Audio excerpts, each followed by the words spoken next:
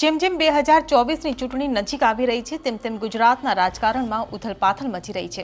સાથે જ નવા જૂનીના એંધાણ પણ વર્તાઈ રહ્યા છે.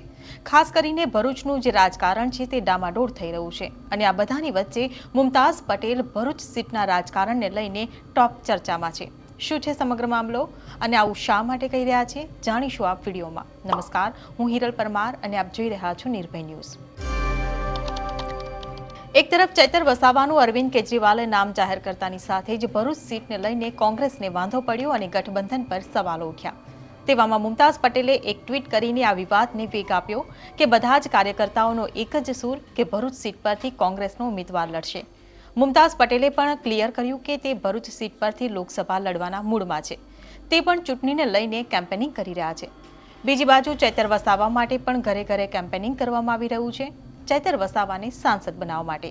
ત્યારે આજે નવી વાત સામે આવી કે મુમતાઝ પટેલના ભાઈ ફૈઝલ પટેલ ભરૂચના જાહેર માર્ગ પર હું તો લડીશનું બેનર લગાવીને રાજકારણમાં ચર્ચા જગાવી રહ્યા છે. ત્યારે હવે ફરીથી મુમતાઝ પટેલનું એક ટ્વીટ સામે આવ્યું છે જેના કારણે ફરીથી ગુજરાતનું રાજકારણ ગરમાયું છે. પહેલા ટ્વીટ જોઈ લઈએ. ટ્વીટમાં લખ્યું છે કે આદિવાસી સમાજના આગેવાન અને વરિષ્ઠ નેતા છોટુભાઈ વસાવાએ ખુલીને સમર્થન કરવાની ખાતરી આપી. સાથે જ આદિવાસી, લઘુમતી અને દલિત સમાજના પ્રશ્નો પર ભાજપ સામે સામૂહિક લડતનો નિર્ણય કર્યો છે. આ ટ્વીટ પરથી સમજી શકાય છે કે આજે મુમતાઝ પટેલે આદિવાસી સમાજના દિગ્ગજ નેતા છોટુ વસાવા સાથે મુલાકાત કરી છે. છોટુ વસાવા કે જે ચૈતર વસાવાની સામે પોતે અથવા તેમના દીકરા મહેશ વસાવાની ભરૂચ લોકસભા લડવાની તૈયારી બતાવતા હતા. ત્યારે હવે આ ટ્વીટ પરથી સમજી શકાય છે કે જ્યાં ચૈતર વસાવાની સામે મુમતાઝ પટેલ માટે એવું કહેવાતું હતું કે તેમની ચૈતર વસાવા કરતાં લોકપ્રિયતા ઓછી છે, ત્યારે હવે છોટુ વસાવાનું સમર્થન મળતા મુમતાઝ પટેલ માટે લોકસભાની આ લડત હવે સરળ બની શકે છે.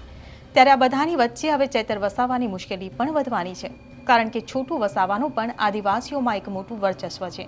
ત્યારે મુમતાઝ પટેલને સમર્થન જાહેર કરતા હવે મુમતાઝ પટેલ ચૈતર વસાવા સામે મજબૂત ઉમેદવાર સાબિત થાય છે કે કેમ તે હવે આગામી સમયમાં જોવાનું રહ્યું. તમને શું લાગે છે તમને કમેન્ટ બોક્સમાં લખીને ચોક્કસથી જણાવશો. અને જો વિડીયો પસંદ આવ્યો હોય તો વિડીયોને લાઇક, શેર અને અમારી ચેનલ નિર્ભય ન્યૂઝને સબસ્ક્રાઇબ કરવાનું ભૂલશો નહીં. આભાર.